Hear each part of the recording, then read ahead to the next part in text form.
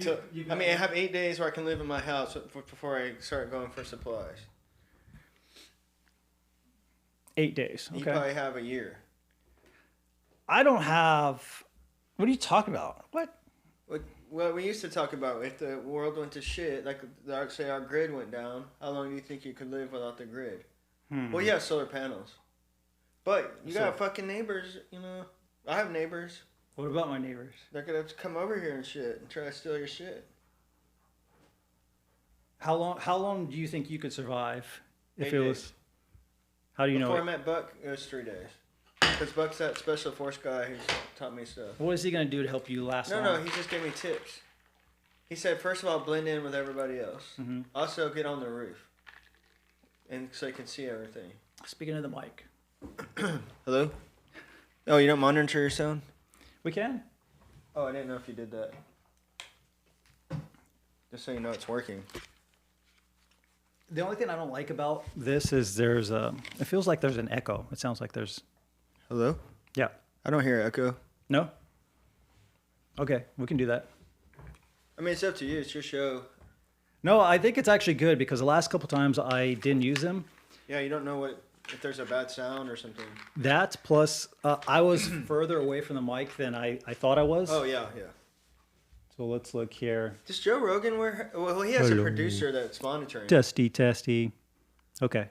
Because Joe Rogan doesn't have headphones on, right? Yeah, he does 100% of the time. He does? Yeah. You sure? 100%. I watch Joe Rogan all the time. Weird. And some of his... So do I, and I never noticed it, but his guests don't. Yes. So you can hear yourself, yeah, talking to the mic. Oh, yeah. I want to see a picture of Joe Rogan real quick. Do I need to connect my laptop to the stream? Well, I just want to see a pic. Okay, let's see. Because if that blows me, that's mind blowing because I've never noticed them. What?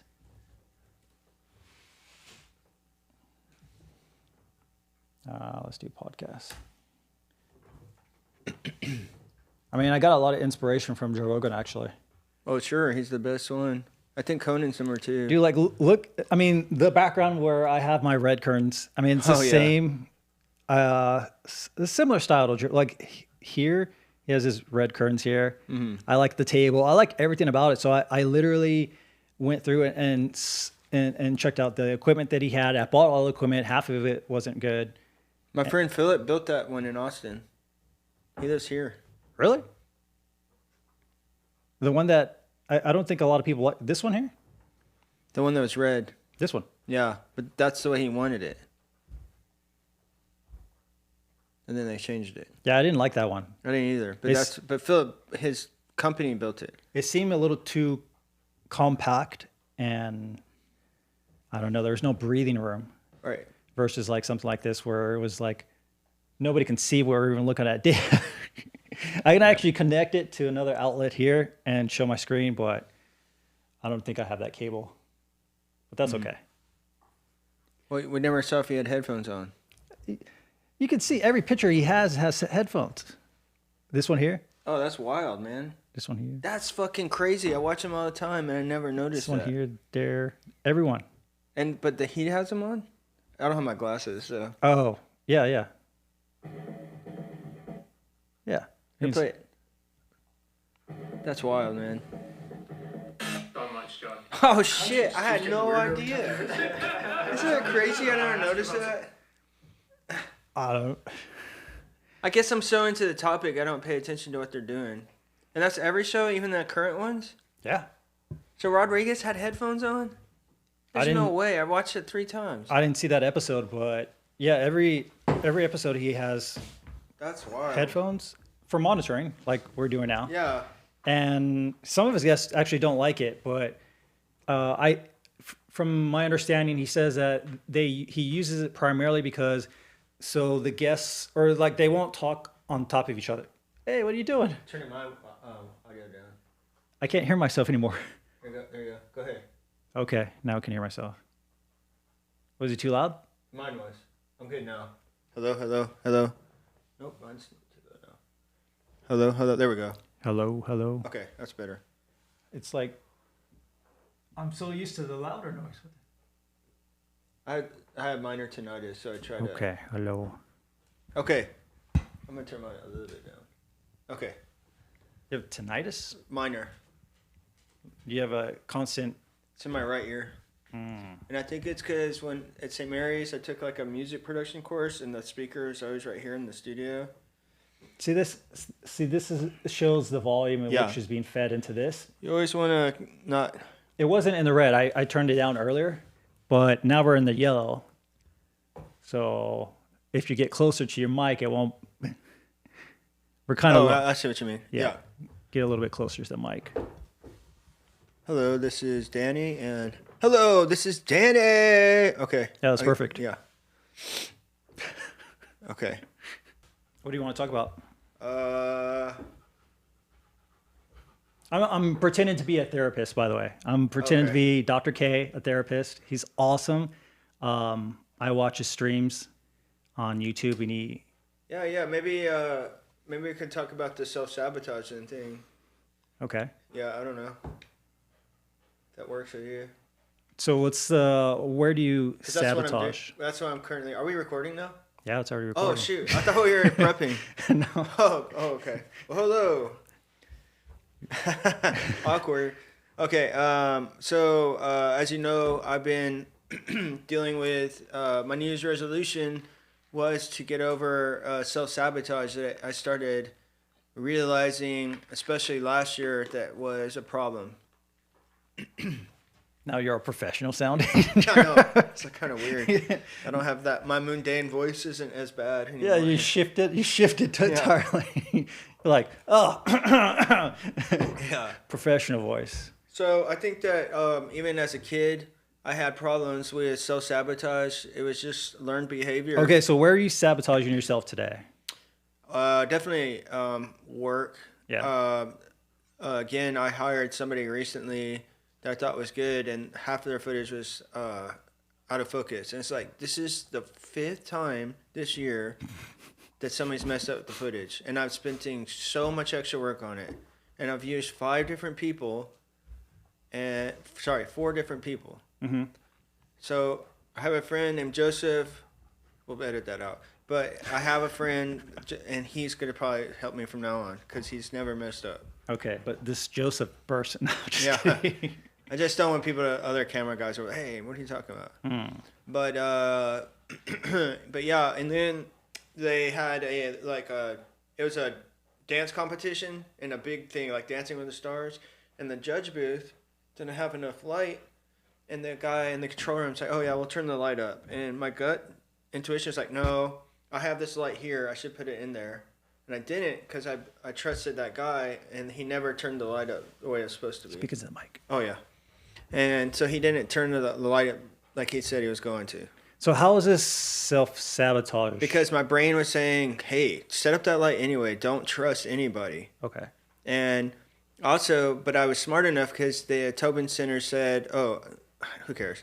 The guy, I don't know if we want to say names because the place where I was filming at said they were going to if you don't want to say a name that because I use them all the time. Yeah, just be anonymous. They hire me a lot. Yeah. So but the person that at the venue said they were going to help. They have cameras all around, and they were going to help film it and give it to me, and half of it cut off. It was just like, and then it would fast forward.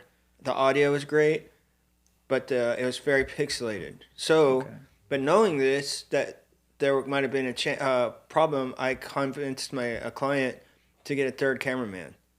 Okay. So in case the Tobin's cameras messed up, which they did. And then my 3rd camera guy, he did okay. But that's something now where I plan now for disaster or something, and I bring extra stuff. So where's the sabotage come into place? I should have put a light in that the people's box where the judges were, because it's really dark. Okay. And I had to do extra work editing. And you didn't do that? No, in my head I said I should do it, but the guy in the control room said, oh, you don't need it. And I listened to him. But even still, I was like, oh, I should just do it just in case. Mm-hmm. You've told me before where you would hire these people or work with these people that just wouldn't be a good fit for you, or they would let you down in one way or another, but you would do it anyway.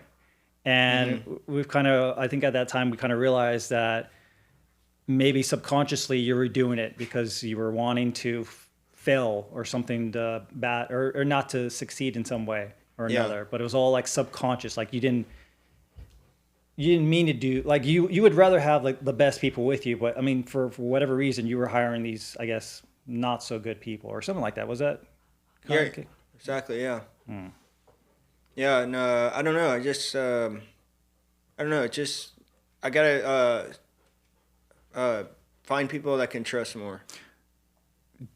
Okay. So do you have is there like a belief what's the underlying belief of this, of self-sabotage? Like what's the underlying belief, the core belief that kind of leads to you self-sabotaging? And do you think it's like not being good enough, or?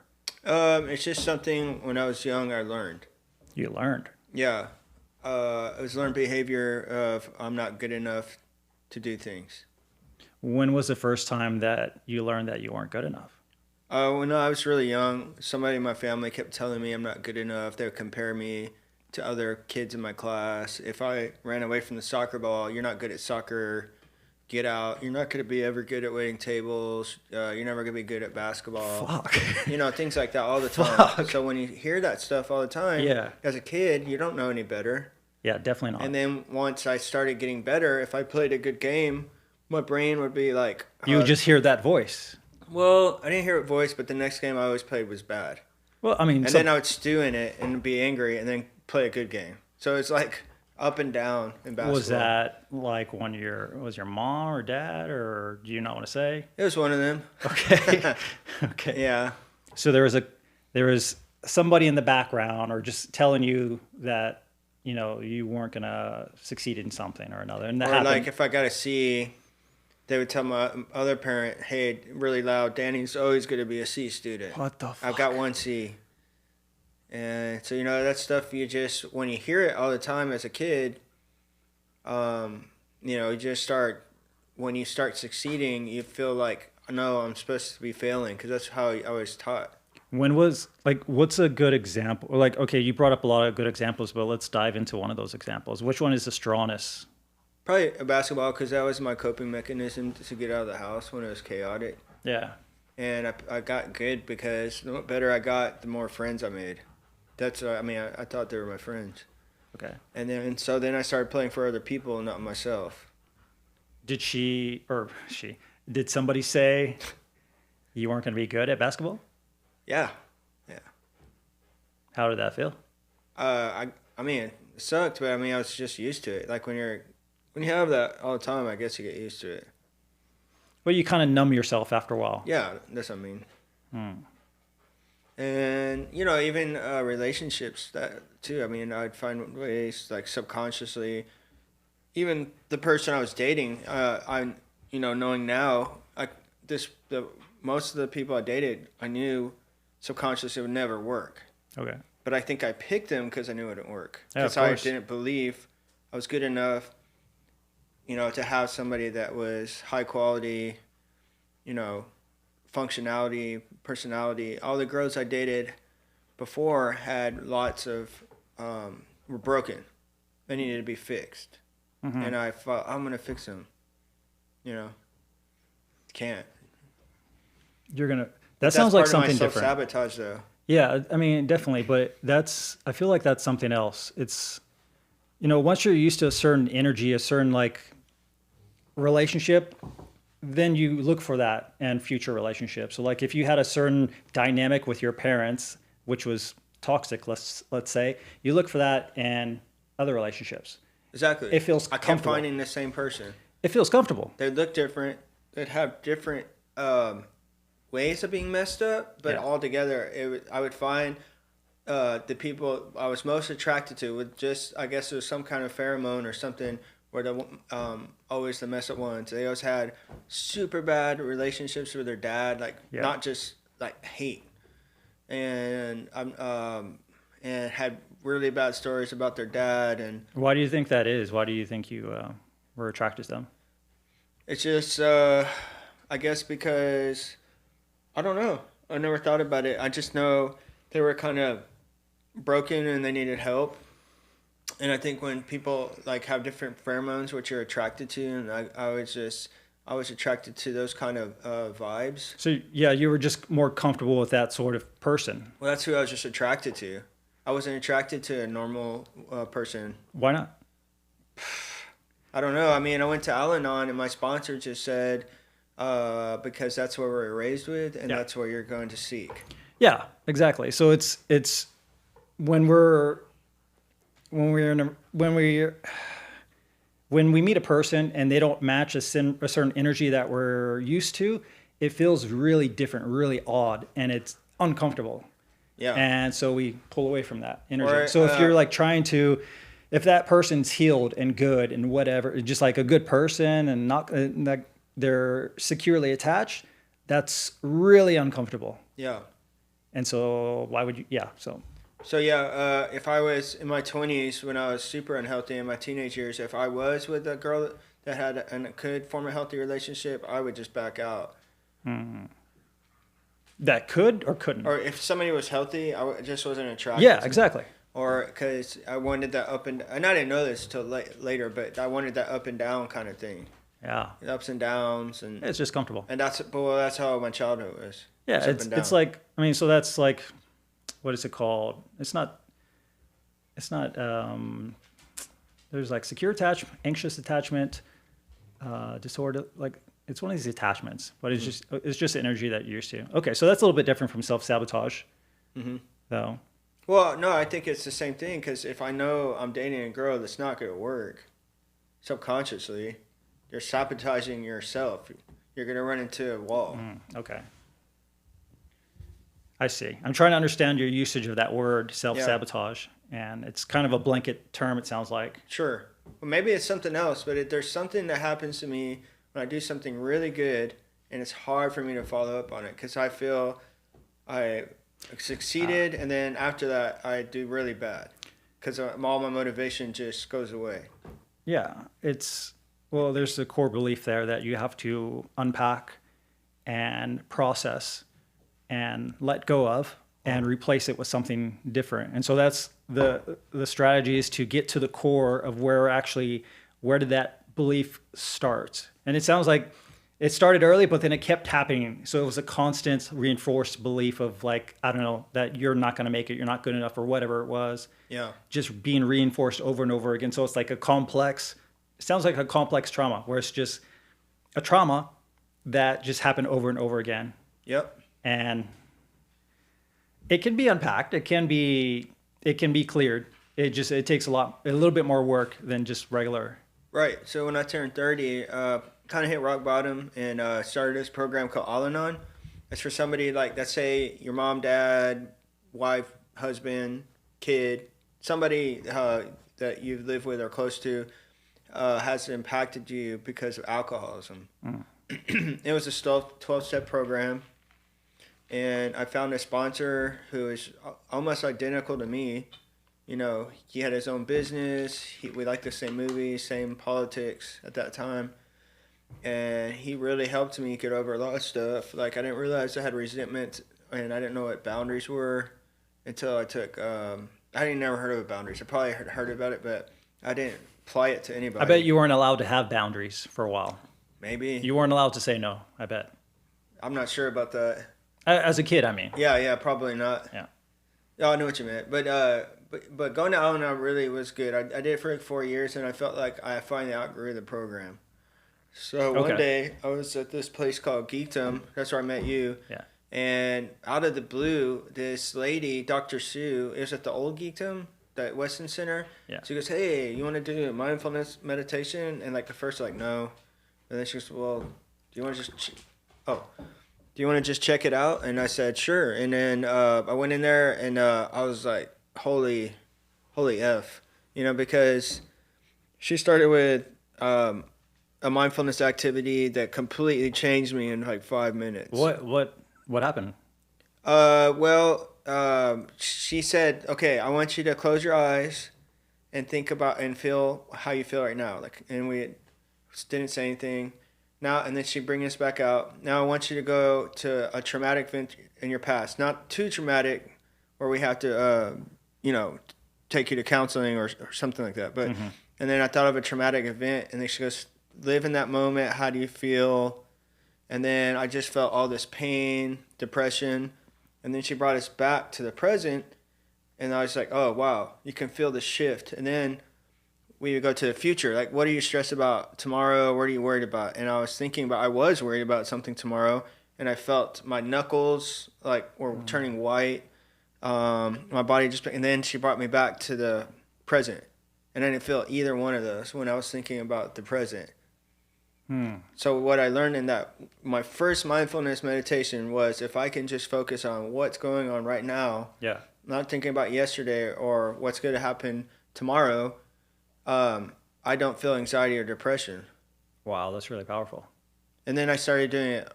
Practice it, and then I didn't even have to meditate. If I felt like I was getting stressed, I just like realign myself. That's like a cheat code. It's a cheat code to like life in general. If you can just stay in the present moment, you're not like affected by the past or like worried about the future. Right. Because anxiety is caused from the stress from the future, I believe. A lot of people I feel like they're kind of anchored in the past in one way or another. Yeah. There's something that they're holding on to or taking with them, and it's affecting them in the now moment. Right. And they just bring it with them. Right. And it's okay to think about the past. Yeah. If in a healthy way, like my brother died, I'm always going to remember that. But if you're living in the past, like your mistakes or something you did wrong, and you're just constantly living in that moment, like Dean Smith, he's a UNC basketball coach. When I was taking basketball school, I went to a summer basketball school, and he would say, learn from your mistakes. No. What was it? Accept your mistake. And then it was something like, okay, admit your mistake, learn from your mistake, forget the mistake. There we go. Yeah. And he would tell his players that. Yeah. Like, okay, you made a bad turnover, learn from it. Why did you do that? Now forget about it. Don't think about it. I mean, that's valuable. I mean, with trauma and stuff like that, you have to, in order to like heal that trauma, the first thing you have to do is to accept it. Own it. You have to own it. And then once you own it, then you can change it. And then once you change it, you can just move on. Basically, you can let it go, adopt something new. So you got to own it first. Right. So what happens a lot of the time when people have trauma and issues, like big things in the past, they dissociate or they forget it. Yet it still affects them today. Like they'll be triggered by something. Maybe any little thing. Like they could be triggered by maybe somebody looks at them the wrong way or says something to them in the wrong way. But it can come back. Has that happened to you? Well, that's the thing. Like, for example, when my brother died, this is something different. But when my brother died, that was very traumatic. But I was sad, angry, and then I just went numb. And then, I don't know, like a year later, I just let it all out. But because of that trauma, I quit my job. I did a 180 on people I hung out with. Started Geekdom February 13th, 2013, which was 2 months after my brother died. So that was a really pivotal, in spiritual awakening, there's usually a big event that changes that snaps a person out of automatic mode, and it makes them rethink their whole life, and they kind of pivot and change. Oh yeah, I did a whole 180. I had a lot of fear. I was stuck at a job I didn't like, things like that, and I was too scared to do what I wanted to do. But you did a 180 and you changed all that? When my brother died, yeah, because it changed my whole way of thinking. I don't have that much time. I'm not immortal. Oh, wow. So it taught you that there's only so much time. And I looked at life differently. I was like, I could die any day. I mean, I could die, a plane, whatever. Yeah. Plane engine could just come out and hit us. And, so it's like, I'm miserable. Marriott's a good company if you have a family or if you don't have any aspirations. So I remember at that time, so you just started your videographer business where you were filming. Were you doing like weddings or something like that? Yeah, so at Marriott, I was working part-time at Marriott and then part-time doing weddings and events. And then I joined Geekdom, and I was still doing that. And then I quit. I got fired from the Hyatt, I remember, in November 2013. And it was awesome. I think I gave that manager a high five and just left, and I went to go do CrossFit. Okay. But then I went to Geekdom nonstop. And then on January 1st, 2014, I started Deco 37. So I've had it for 11 and a half years. But what I'm saying is, though, it took my brother passing away to really push me to do things past my limit. That's things that I thought were nuts before, or just, hey, I have a job with full benefits, decent pay, but it was just a monotonous job. It just felt like every day was the same there. That happens to a lot of people, actually, where there is like a death in the family, somebody dies, and they like I said earlier, it has them question their life and what they're doing, and really pushes them to step out of that comfort zone. Yeah, it's an awakening moment for a lot of people. Yeah, and then I kind of became a workaholic because to stop thinking about, my brother and other stuff like that. That's okay. So you're coping. So there was a lot of pain with your brother? Oh yeah, we were close. Yeah. So, but working a lot helps. I mean, you're just work. I remember working one time like 14 hours in one day. Like old Geekdom.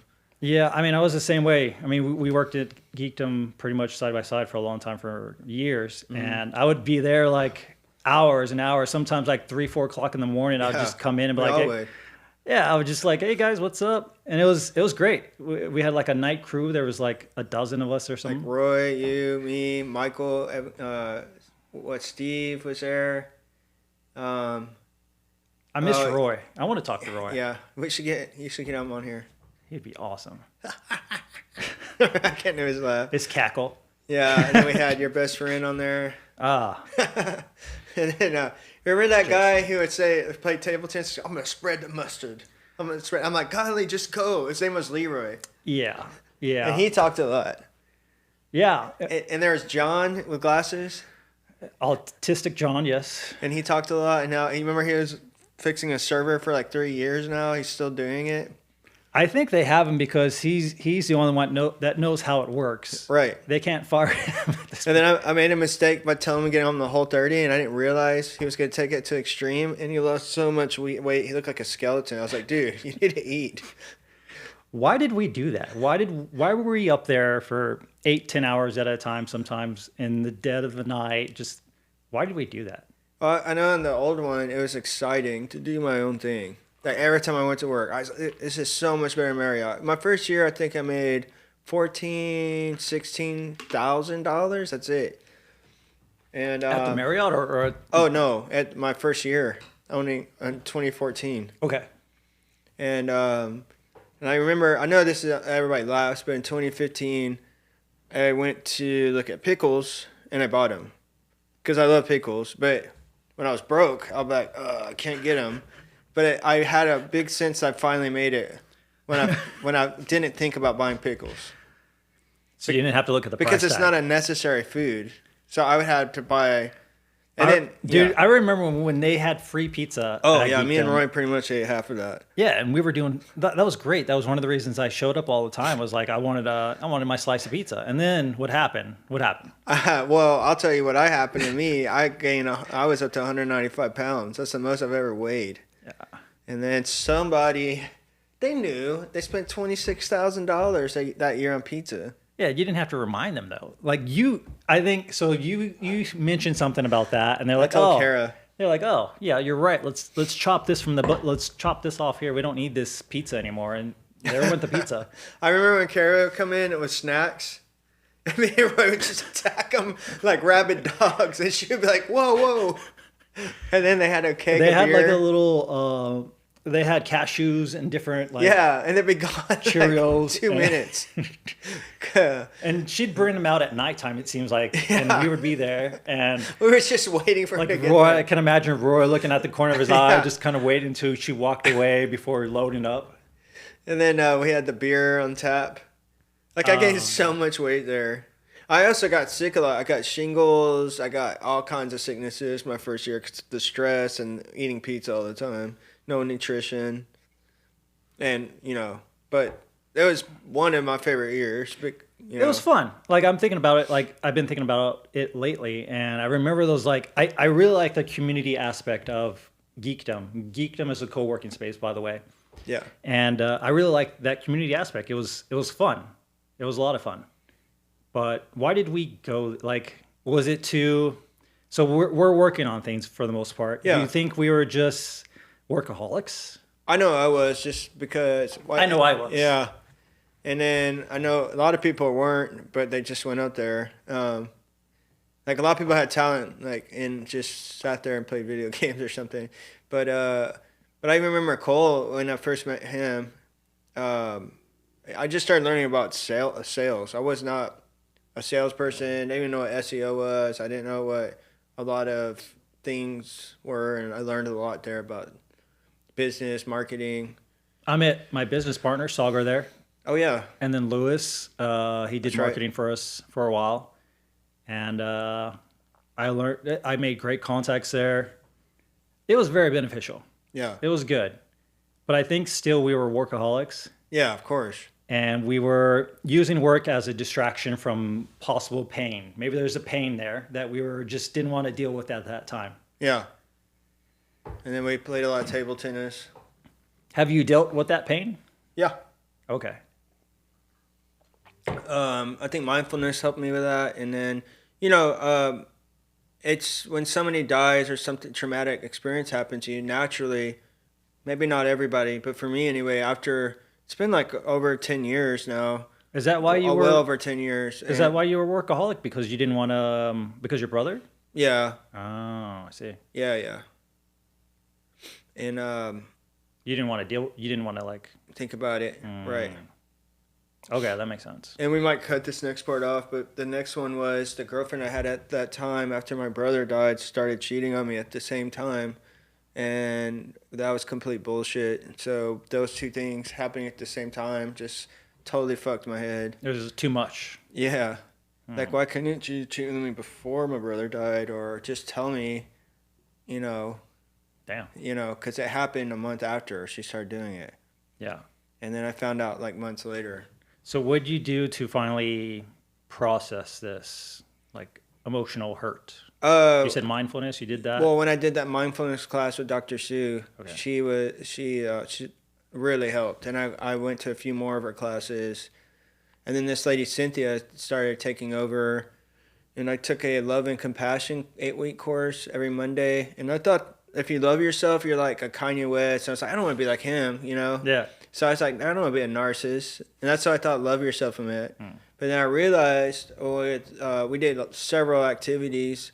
I realized, hey, I don't love myself at all. Yeah.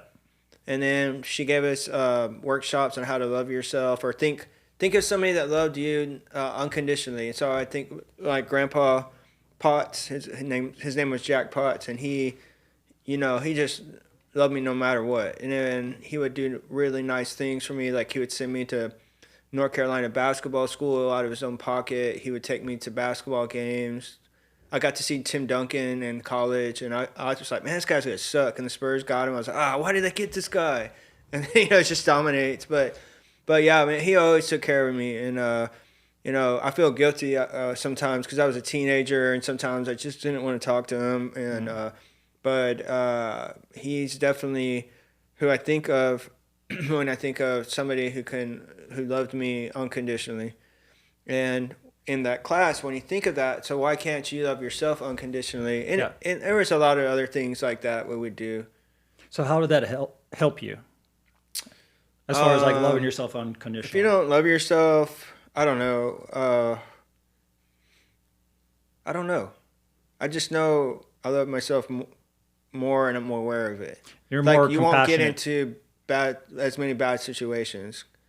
I find that you're more compassionate to yourself and others if you can actually love yourself. And plus if you can't love yourself, you can't love others. Sure. So you have to first love yourself before you can do that. But also it's like if you actually love yourself, you're much more compassionate to yourself. You're much more like you're not going to talk negative to yourself all the time. Right. You're going to be more like compassion, more positive towards yourself. Like, you know, I did my best. You're not going to stress out all the time. Yeah. Yeah. Yeah, that was a big change, and it actually started changing again with that class, and not stop hanging out with a lot of people, and you know, I don't know. It wasn't just one thing. It was the mindfulness, Al-Anon, working. I remember a good story about work. I know may not be what we're talking about, but I remember I was gonna quit because I wasn't making enough money. I would call my friend Mark. Every other day. I said, I'm going to quit today. He goes, no, just stick with it. It was like every other day. I wasn't making money, any connections. And then once we moved to the new geekdom, which at first I didn't like, but now we saw everybody because it was compressed. Yeah. Whereas everything, the other old one had hiding holes everywhere. It even had a room. I don't know if you remember that. It said room. And when you go in there, you can't talk to anybody. Was it a quiet room? Yeah, but it just said shh. And then... Yeah. But everybody hid in their little nooks and crannies. Yeah, it was great. And in the new one, you couldn't do that. But I remember, you know, I was praying to God, saying, hey, if I don't get a job this week, I'm going to quit. I have to. I'm not making money. Yeah.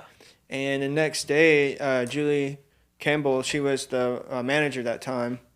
Right when I walked in, she was at the front desk. She goes, hey, Daddy, guess what? I go, what? She goes, talk to this guy, Julian. He wants to meet with you, and he wants you to do videos with him. And so I met with him, and he wanted me to do an app for this thing called UP Call, which at the time their technology hadn't existed, but you could, with this card, you can call different countries for super cheap, like cheaper than any other calling card. Okay.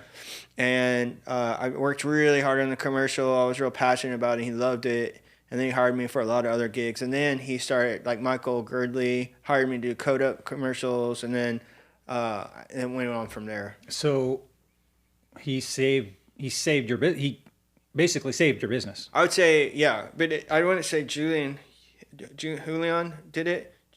It was the universe saying, no, we don't want you going back to... Well, they worked through her, maybe. Right, that's what I'm saying. Okay. So, but yeah, I'm real grateful for both of them, and I tell them that a lot. So the universe or whatever saved your business. Basically, it kept you going. Well, it was telling me, hey, because I prayed about it, and then the next day, I got business. So what does it feel like when the universe conspires in your favor? Great. But then if you self-sabotage, you feel guilty about asking for things. Okay, let's go back to self-sabotaging. Yeah. Because so you feel guilty for asking for things? Yeah, because now I feel like I want to do a lot of creative things, but I feel guilty because I have my own business and it's pretty successful. But I got a lot of great clients and I get a lot of work, but I feel great about it. But when I'm doing something creative, it's when I'm the happiest. So guilty, like what do you feel guilty about? That I'm not satisfied with my job, even though I should be, because I've worked so hard at building it.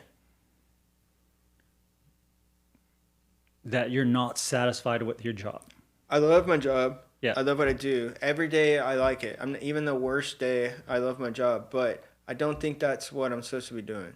I think personally, I've always had this inner creativity that several other people have told me throughout my life, that some people say, you're the most creative person I've ever met, but I don't think I'm the most, maybe they just met one person, but but I do feel inside me that my strength is creativity. Anything I create, whether it's music, some comedy, or when I did stand-up comedy in New York, I just felt amazing. Even if I didn't make anybody laugh, which I never bombed, because I would bomb in front of my friends, and they'll go on stage and use the jokes that worked. Yeah. But that just felt amazing to make 300 people laugh. Yeah. And then you get off the stage, it's the best high I've ever had. Like I've heard that. Like Joe Rogan has said that. Mm-hmm. That he wishes that everybody could experience that. Just like the ability to make a whole crowd of people laugh and come off the stage, and it's that high. Yeah. And you feel it for a while. And now when I think about it, it's like, how the hell did I do that? This is when I was 24 in New York. I'd do open mic every day. I'd write jokes 2 hours a day. I just took it serious, like a part-time job. I'm still trying to connect the thoughts in my mind. So you're talking about self-sabotage, mm-hmm. and then you're feeling guilty about I guess, not liking your job? I feel guilty because I feel like the universe or higher power. I believe in God. I mean, guys, sorry, I believe Jesus existed. If we want to get into that, but I was born a Christian. I don't judge Christians. I don't judge Muslims. I just felt that I believe that God exists, and God has definitely impacted me several times in my life. Like no doubt. There's no doubt that God exists. Okay. In my opinion. Because there's certain things in my life that there's no way that happened by coincidence. Yeah. Just like the story with Julie, but there's other like life stories too. You have a lot of them, by the way. Yeah. There's always some synchronicity or coincidence or something coming up that just makes things work out for you one way or the other. All the time. Yeah. But what I feel my destiny is to do funny things and creative things. Okay. Right? What's wrong with that? It's hard to make money on it. Okay. So... But starting this month, I want to pull my money out of stock market and stuff and start investing in myself and to make this happen. Okay. And when I think about it and I'm looking at making storyboards and all that, I feel great. Like I feel so pumped. And then when I'm editing seminars, I mean, it's good, but I'm just like... Dude, you're just like me when I was working at, my past business, IP Burger. I got to the point where I was just extremely bored with what I was doing. And I don't know, I didn't really feel appreciated with what I was doing either. And there was other things I wanted to do. I was really excited about writing and creating things. Mm-hmm. And I was torn between those two things. IP Burger makes me a lot of money. And this other thing doesn't. It doesn't. But I'm more passionate towards it. And I feel a calling to doing this more creative work. For whatever reason. Yeah. And I mean, you mentioned earlier, like before. It's security. Security? Right. If I'm going to make these 3 ads, they might fail. I might not make any money off of them. Yeah. But I know I'm good at doing certain things like seminars, different kind of videos, and they pay me for that because I'm good at it. So that's security. I mean, now I know I have money saved up. I can pay rent, but what I'm doing with creativity doesn't always pay, and that's why I'm going to make 3 specs. Specs are commercials that are of a product but aren't real, kind of like a fan film. So, what would you tell a person who's in your situation right now? Well, I was listening to Robert Rodriguez on the Joe Rogan podcast. I've listened about 3 times now, just this one part. And I remember I was driving to the Wu-Tang Clan and their last show in Fort Worth, and it was funny because Joe Rogan said, I listen to Wu-Tang Clan when I work out. I was like, what? How crazy is that? I'm going to see the Wu-Tang Clan in like 2 hours. And then shortly after that, Robert Rodriguez was saying, you just have to go for it. If you fail, keep doing it. And it just felt like one of those moments where they're breaking the 4th wall, and I'm driving, so I'm not looking at the video, but it's almost like they were looking right at me. It's like something you needed to hear at that moment. Oh, and I felt really charged after that. You're like, fuck yeah, I gotta... Like, I know it sounds stupid, but a long time ago, they had this thing, they still have them, called the Film Slam, and you bring 5 minutes of video, it could be anything. Yeah. And then they have people write anonymous cards. Mm-hmm. Is there a tech issue? I'm seeing how long we've recorded. I don't know. It's like 5 hours. It's probably like 45 minutes. I'd suck if you didn't record any of this. No, let's record. Gotta do it again. It doesn't show how long. I think that's... So are you splitting this? 41. This is 41 minutes. So is that all recording and you split it in editing? No, it's only recording the main screen. Oh, man. I wish, like, there's another one that splits. Yeah, because you can hit the 2, right? Yeah. And then I talk in 3. Yeah. So that's what people want to see. Yeah, unfortunately. But you can also record it all on the SD cards. I know. I can get the upgraded version, which will record all of them at the same time. Right. And then in post-production, I can manually... Sure, that's what we're doing at Almost Studios. That takes an hour or something like that. I don't know. Well, AI, it's going faster. That's true. Yeah. I don't know. I might upgrade. It's just more interesting. That's what, when you're watching TV, you don't want to just see the same angle the whole time. I'm sorry, guys. We're recording, I think it's at 40-something minutes. Wow. 45 minutes. That's crazy. It only feels like 5 minutes. Yeah. 45 minutes. Yeah. Sorry, what were you saying? I don't remember. Something about Wu-Tang. Oh, yeah. So, and then I feel like they were pointing right at me. So Joe Rogan was saying he's failed so many times. He paid for, and then I could have sworn he didn't pay for mariachi, but he said he was doing research studies, donating blood and stuff. And Joe Rogan? No, sorry, Rodriguez. Okay. Robert Rodriguez made mariachi with his own money, for $7,500. And everybody. Mariachi? Mariachi was Rodriguez's first feature film. What are you talking about? That was before Desperado. Oh, okay. I remember Desperado. Yeah, but before that, there was El Mariachi. Okay.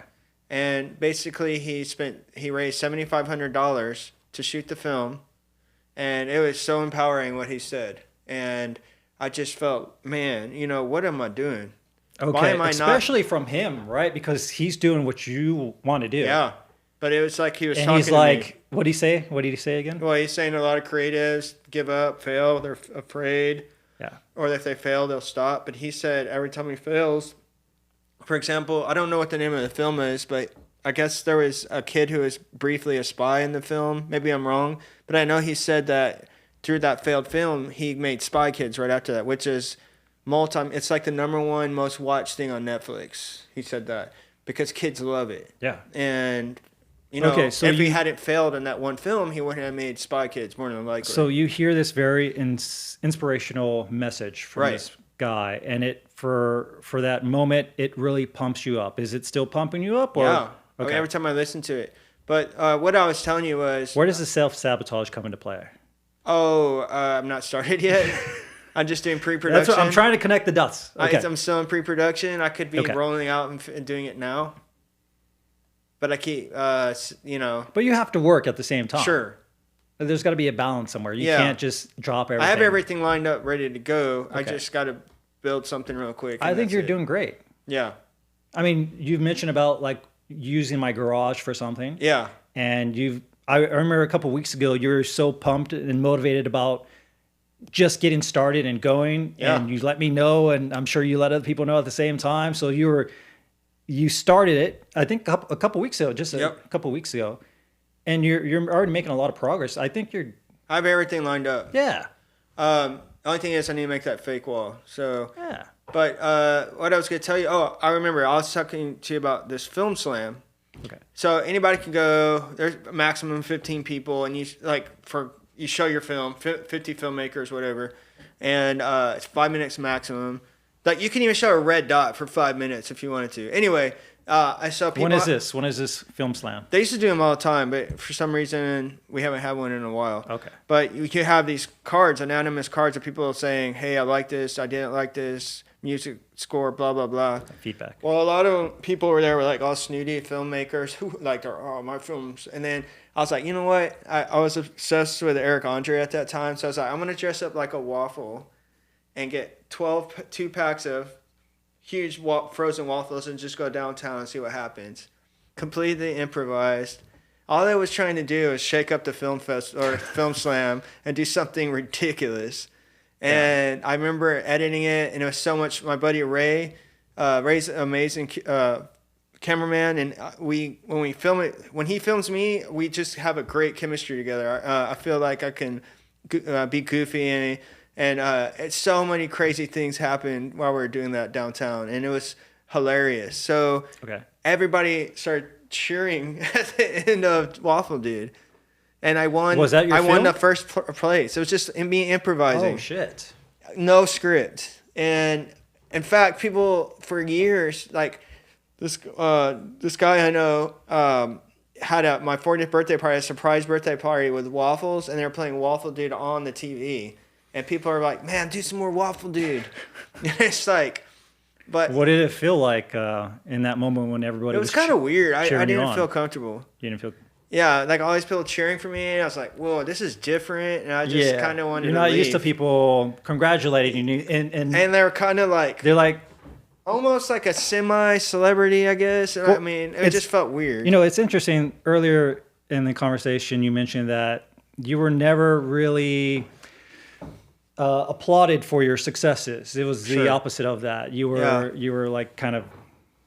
told you weren't going to succeed, and the moment that people are applauding your successes, it's uncomfortable. Yeah, that's interesting. Right, right. And like even in basketball, one time I had such a good game, and I remember the other team congratulating me, and the ref said, "Wow, that's good shooting." And then next game, just terrible. I was throwing the ball to the other team. You're like, no, I can't accept this. Yeah. Congratulations. I can't do this. I must fail now. But I'll tell you when it didn't happen, when I did stand-up comedy. I was doing it 5 times a day and open mics, 5 times a week. I mean, I go to every open mic I could. I took that pretty seriously. Okay. But that's kind of interesting that it sounds like, I think we're getting somewhere now. It sounds like it's more comfortable for you to fail than to succeed. Yeah. But it's subconscious. It's not like when I go. Of course. It's not like when I go out to film something. Hey, I want to purposely forget this. It's just like your relationships. It feels more comfortable with a broken person rather than a healed person. It was like that. Not anymore. Not anymore. Right. Interesting. Yeah, through mindfulness, Al-Anon, learning to love myself, I realized that I am going out with people that I know aren't going to work out. And it just... So are you more comfortable? So are you still working on being comfortable with being successful and succeeding and doing well? I think I've gotten a lot better, especially this year where I've recognized my self-sabotage ways, and now I'm aware. Yeah. So my next gig is going to be pretty big, and I'm just going to write down everything I shouldn't do. Like, don't forget those lights. Don't forget just dumb stuff like that. I think it's more than that. You're comfortable. It's very comfortable for you to fail. You have to be comfortable with succeeding. On the biggest gigs, I usually fail. It's comfortable. I had 4 gigs. If I had done them right, they would have kept hiring me, and I would have quadrupled my income. Yeah. And one of them, the camera looked in focus. The producer looked at it. It was in focus. This guy I was working for, Joseph, he said, "Do you want to use my third camera?" I was like, "Nah." I don't think. And if he used his third camera, I would have kept that client. I think you're being too hard on yourself. I think that's those. I mean, yeah, sure. Like if you use that other camera, for sure. Like maybe that. But I should have said yes. And then I learned everything Joseph says, I'm going to do it. Because every time I say no to Joseph, something bad happens. Really? Like, for example, I got hired by this company called, I guess I could say it. It was an ad agency. Wuxi is in England. Yeah. And they hired me, and they loved it. I killed it. It was for a doctor's video. Then the guy said, "Hey, man, last minute, can you go to New Mexico and film this NDA thing about Amazon?" I was like, "Yeah, sure." He goes, "Do you have this kind of camera and Steadicam?" And I didn't. I said, "Yes." Joseph had it. I asked Joseph to go to New Mexico with me to help him. Last minute, I said, "Nah, Joseph, I don't need your help." So I'm in the hotel room and that night, realizing how I fucked up. Yeah. Because I don't have a Steadicam. I have a Canon camera. I didn't have anything they needed. So about 30%, 70% of the footage I shot was bad. So you think like subconsciously you're sabotaging yourself by little actions. If I just brought Joseph, I would still have that client. Mistakes What's happen. up, Joseph Ramirez? Mistakes happen. Yeah. But, I think you're finding those as excuses to reinforce that belief that you're not, I don't know, what you've been told in the past, that you weren't going to be successful or you're not good enough. Yeah. Because we look for that. We're looking for things to reinforce beliefs that we have. So if we're having something happen to us today, we're going to be like, okay, this reinforces that belief of whatever it is. You got to stop doing that. You got to stop reinforcing. You got to stop reinforcing that belief. I'm trying as hard as I can. Yeah. Another basketball story is, when a game really counts, I freeze. I don't know if anxiety, or I just will pass the ball, won't even shoot it if I'm wide open. It's weird. It's like when I played pickup basketball, I'm pretty aggressive when I was younger, and I would try to just score and pass, and then sometimes in games I just freeze up. Some games I wouldn't. It's really hard to let go of like really strong beliefs in the past. I've worked through this for years, trying to get rid of beliefs. It took a lot of effort, a lot of effort, especially like things that are centered around my mom and what she instilled in me. I took years to process those traumas, those things that happen, and then to let them go. And it took me like even more years just to create new beliefs and new habits and new thoughts. And I think the strongest one for me that took the longest to get rid of was what other people thought of me. Like especially my mom, like whatever she would say, for whatever reason, had the strongest impact on me compared to anybody else. And it took so much effort for me to not care. Was there anything in particular that you remember that hurt you the most, or? It wasn't anything she said in particular. It was her actions. She would not trust anybody. And so I would observe her not trusting anybody and take on those characteristics. It was her actions and not trusting people and believing everybody's, she doesn't trust anybody, and she believes there's more bad people than good. And she's very scared of doing things like getting on a plane, or like even, I think she says she can get on a boat, but she doesn't want to do planes. She's fearful of a lot of different things. So it wasn't anything in particular she said. It was her actions that I observed. Yeah. And we can learn habits and belief. We can learn things just by observing people. And I learned a lot from her, unfortunately. Well, not unfortunately, but I took on some of those negative traits. And I had to realize that she was her own person. She can be afraid of these things, but it doesn't mean I have to be afraid of these things. And I let it go. I'm like, okay, that's her stuff. She can be afraid of that. I'm going to be my own person. And I don't have to be afraid of people just to be like, I can actually trust people. There's a lot of good people out there. And I had to look for the evidence of the good people. I had to start meeting new people. And I'm like, oh shit, there's actually good people out in the world. And the more people I saw, the more evidence that gave me for that belief. And it became more and more reinforced. Yeah. And our parents are good people. Like my mom, dad, they'd take me to every game. They'd watch me. My mom and dad both gave me morals. I remember in first grade on my birthday, she brought me a cake. I still remember that, how happy I was and surprised. Wow. So a lot of great things happen. And you forget that. And then as I get older, I remember as my mind shifts, I remember all the good things. I remember one time me and my friend Nick Sasoyan, he was like my first friend. His mom taught at St. Mary's with my mom, and we carpooled to Keystone. It's like a private school kind of thing. And that's where I told my first joke, by the way, because Russians were really big then, and Nick would always run up the stairs, and nobody else would. I go, quit being a Russian.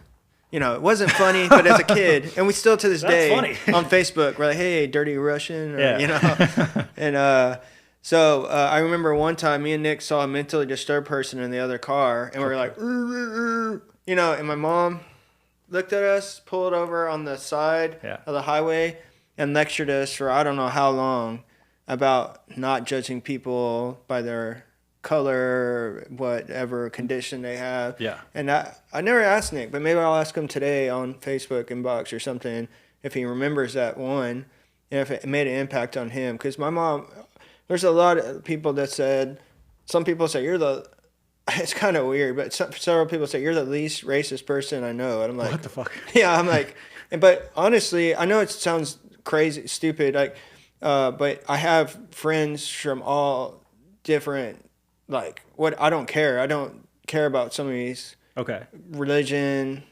I mean, as long as it's not like hurting somebody. Yeah. I don't really care. Yeah. As long as you're not harmful to somebody, that's where I care. But But my mom just always told me not to discriminate, and so she's instilled some good values and good things. Like my mom worked for Cesar Chavez and went to the court because she had her master's degree and could speak English and stuck up for the migrant workers that were only getting 10 cents a day or something, and stuff like that. But of course, there were some things that she instilled that wasn't very beneficial for you. Which this year I reached out to my aunt, and she told me, I asked her, "Hey, how is my grandma, her mom?" And she was terrible, like real terrible all the time. Terrible. Like a terrible, worse mom. So my mom and Aunt Susan had a worse childhood than I did. Ah, shit. So that's when I heard that, I cried, and a big bag of like bricks of walls left my shoulders, because I kind of put it together. You know, my mom probably had her child, but when my aunt confirmed that this year, I just felt like, man, now I know she was probably had that times 3 about, because everybody on my mom's side is strangely over successful. So I think they were just pushed to be successful, and like they're all lawyers or PhDs and things like that. There's nobody in the family that's not so she grew up with like some not so great parents. Is that what you're saying? Right. And I didn't realize, because when you have grandparents, they treat you different. Okay. Yeah, I mean, my grandma was like awesome to me, but I mean, that's still true. Like, same thing with my mom. Our grandma, like my grandma, she was awesome to us, but apparently my mom's mom was OCD, and they were very strict on them growing up. And she had to be, I don't know, she had to be a certain way. Like, there was a lot of rules. They were very strict, and things had to be in the right order. Otherwise, she would tell me stories about, like, they could only have something about one towel a week or something like that. And they had to share that one towel between them, and that's it. So it was very, very strict showering situation. There was a lot of rules to be followed, and it wasn't a good situation. So after hearing stuff like that with my mom and learning how she was raised, and not only how she was raised, but the relationships she was in, like, they were very toxic relationships, I can understand where my mom's coming from and why she is the way she is. Mm-hmm. So it makes for me, it made a lot of sense at that time. And I could let go of a lot of that, I guess, not guilt, but I could let a lot of things go with regards to my mom at that point. Same here. Like, I had like resentment towards my mom and dad. Not so much my dad, but my mom. But now, you know, I don't have that. I don't have it anymore. Yeah. I understand. I mean, she had it rougher than I did. Same my dad. My dad had a lot harder than I had it ever could imagine. So now you're in the process of letting go of the idea of, what did she say? Like, you're shit, or you're never gonna make it, or like yeah, stuff like that. Okay. Like, why can't you be like Jerry Garvey? Why can't you be like Julian Meeks? Jerry Garvey was the most popular person. I bet she was just trying. I bet from her perspective, she was trying to motivate me in a negative way or something. Maybe she was just having fun too at the same. Because my mom, she would do that. She would be like, "I'm just having fun. I'm making fun of you. I'm just having a goof." I don't think so. No. Okay. I later on, I thought maybe that's just the way she was trying to motivate me. Like, say, "Hey, why can't you be?" Them like, "Oh, I'm gonna be like him," but you know. Okay. It didn't work, you know, that way. But now you kind of understand. Okay, the way she is because, you know, how she was raised. I think if I was raised differently, like people affirming me, like, "Hey, you're doing a great job." Yeah. But hey, you can do this better. Yeah. Good job, but do this different. Yeah. You know, not just, hey, like, instead of being like Jerry Garvey, hey, don't, you know, just accepting who I am, right? That would be ideal. Right. For sure. But yeah, I know I wouldn't have that if it were for that 100%. Have what? I wouldn't have this problem that I have. Where if I succeed, sometimes I feel like that's not me and I need to stop succeeding. Is there a benefit to that? No. Sometimes there is. Sometimes there's a benefit to that. And I don't know. I mean, I hate failing. I mean, it's a terrible feeling. What does it feel like? Just depressed. When's the last time you failed?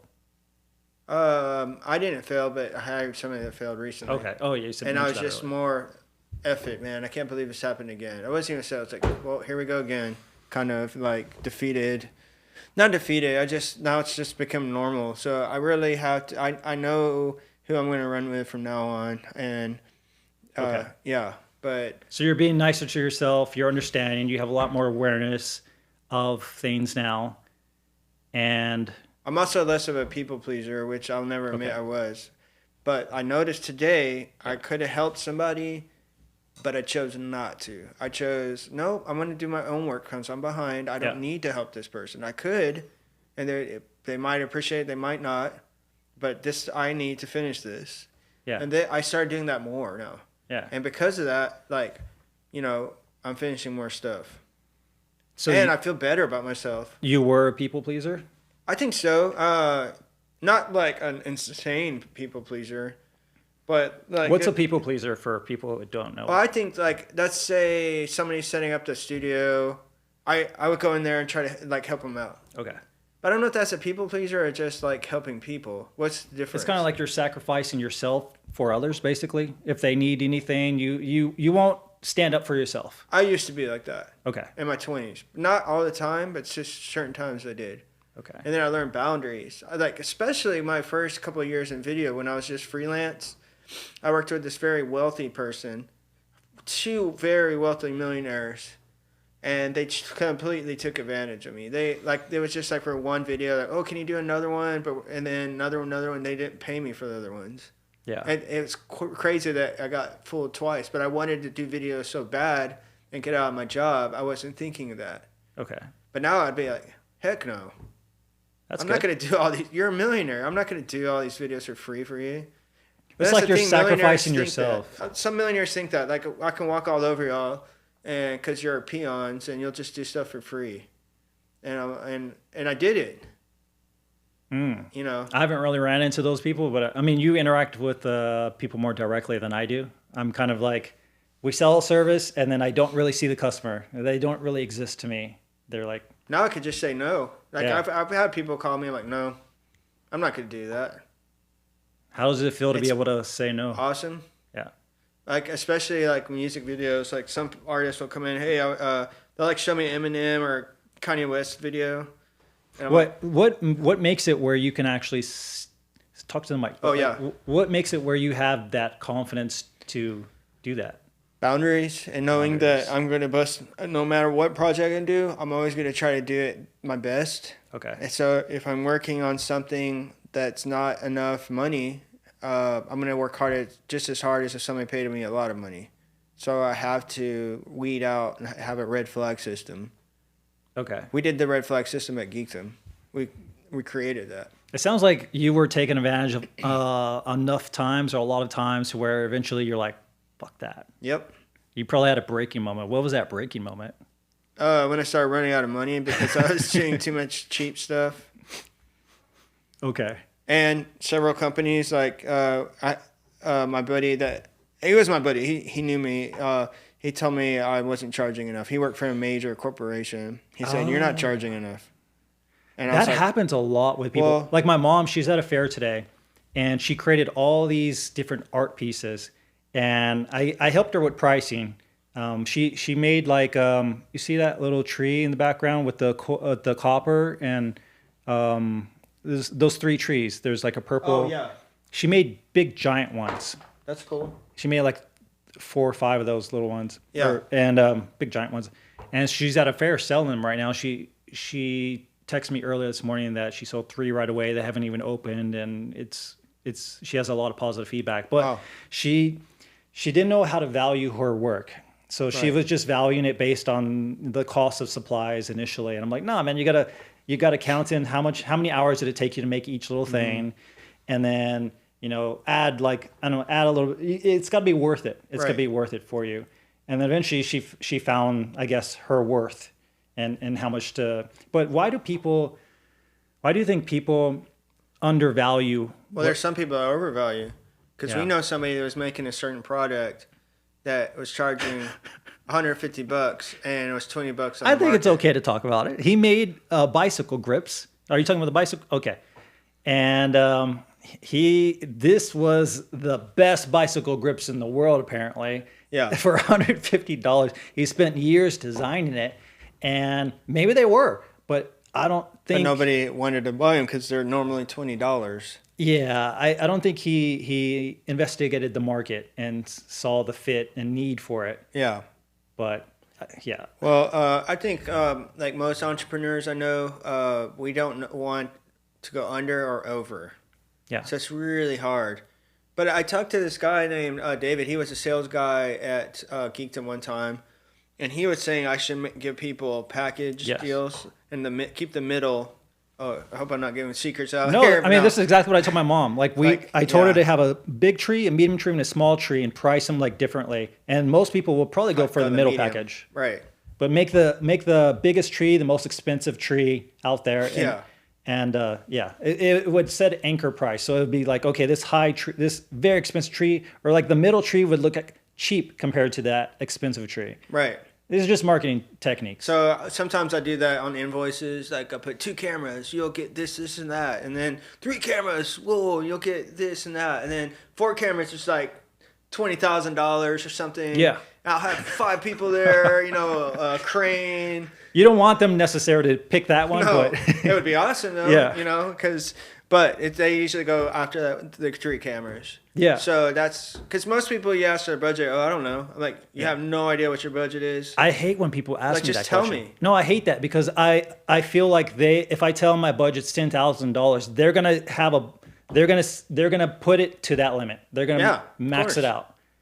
So I don't necessarily but I want to know that. But because to me, that's my top limit. Yeah. So, but I'm gonna say 9,500. Of course you are. I'm like, okay, no. But if you didn't tell me, I'd probably say 5,000. And then you're like, okay. Like, and I hate when that happens. Yeah, like, of course. Okay. Like, I'll make a price. Sure. I'm like, dang it. Like, what were they looking for? So that's why we don't feel comfortable saying what our budget is.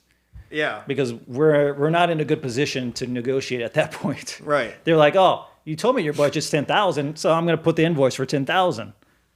Yeah. So yeah, but that's the hard part because for a while I was going too high, I wasn't getting anything, and so I went kind of low, and I started getting more. Dude, so for every invoice you send out, do you always send them multiple different packages or just one price? It depends. If it's a corporation, no. Okay. Because they usually tell me exactly what they want. We want 2 cameras, 8 hours of footage. It's not like I can be, hey, I'll throw a third camera. No, we don't want that. We just wanted 2 cameras. But then you have to think, like, what are the other people bidding?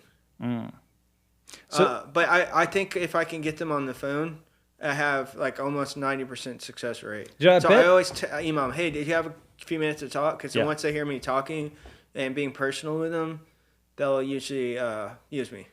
I bet through your work, Decal 37, you've probably gained a lot of that confidence just interacting and being a salesperson throughout this business that you've had. Oh, man. I remember first going to mixers, and I was scared to talk to anybody. Really? I don't know why.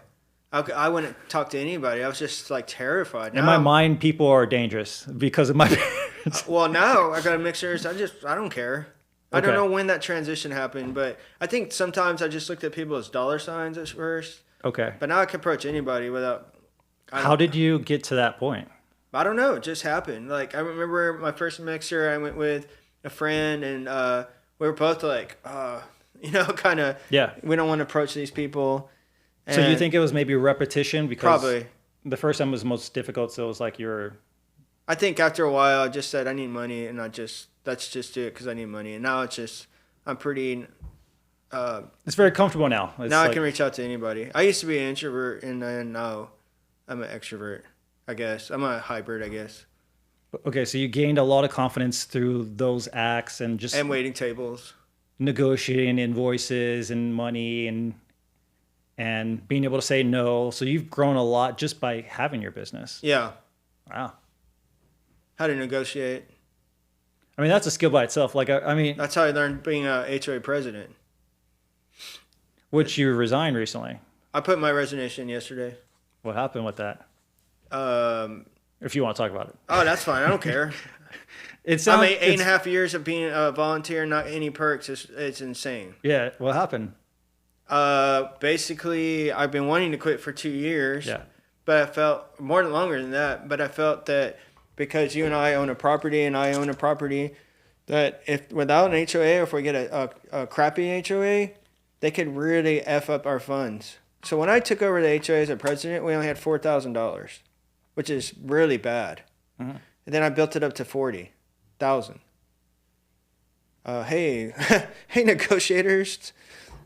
But then that's a lot of money. Yeah, the debt collector. But the thing is, even though we have 40, like for example, when all that rain happened, lots of roofs and chimneys broke, and we had to spend $9,000. Okay. So it's not that money needs to be there for emergencies. So we spent $9,000 in 1 week. And we also have like chlorine, $95 3 years ago. Now $200. It's gone up by 100%. Like per chlorine month? tablets for Is that like a monthly charge or monthly bill? Well, now that there's a lot of people swimming in the pool, the chlorine gets eaten faster in the heat. So, or like our fences are bad. Painting the buildings, $3,000 per building. So why did you resign? Well, I talked to, I've been a lot more busier at work, and I keep getting emails, calls from residents and the board. And every time I take time off of it, I get out of the zone, and it takes me a while to get back into it. Okay. And it's about, I'd say I average about 8 hours a week with HOA. Okay. And that 8 hours, I could be spending quality time, doing other things, working out, calling people to sales. I feel like that's a part of it, but there's another part. What? You said there was a big argument or something. Well, that pushed me over the edge. Okay. I was already there. I just needed something. I was like, let's say right here, I just need somebody just beep. So there was a straw to break the camel's back. Like yesterday, this guy I know, Austin, he lives in the condo. Pretty cool dude. I like him a lot. And he's actually helped me. I don't want to go too much into that, but we had some real troublemakers, and he helped me, okay. Kick him out. Yeah. Really? Okay. Yeah. And then so did other neighbors. A lot of people, we all came together as a neighborhood for that. But anyway, so what I was saying was, so he wanted a pool key, and I was like, well, our pool's been really bad the past 2 weeks for some reason, like with algae, and on WhatsApp, one of our HOA officers was asking about, hey, is the pool ready to go? And I read that on WhatsApp, but then it started working. Then Austin calls, hey, can I get a key? I'm like, yeah, man. And then I called Michael, the maintenance guy, and I didn't read the rest of the WhatsApp, and he just went ballistic on me. Like, can I cuss on this? Yeah. Well, I don't remember exactly what happened, but in this gist, he goes, did you check the WhatsApp? I'm like, yeah, I mean, up to a certain point. Did you fucking read the WhatsApp? And I was like, yeah, but, and because I call him a lot to ask him questions. He's never like that. Okay. And then he said, everybody's fucking tired of you because you don't read the emails or the WhatsApps.